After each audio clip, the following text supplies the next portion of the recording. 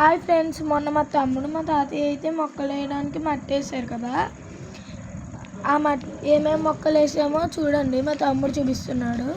చూడండి ఎలా తీస్తున్నాడో. గేట్ చాలా పెద్ద గార్డెన్ అది.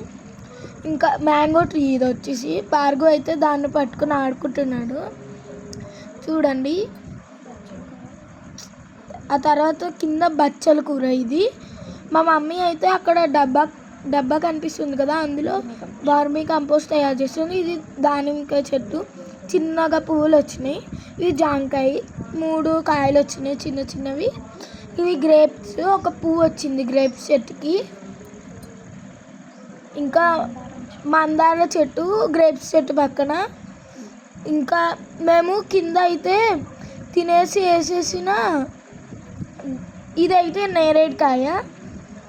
మేమైతే కింద తినేసి వేసేసిన మామిడికాయ సీడ్, ఇంకా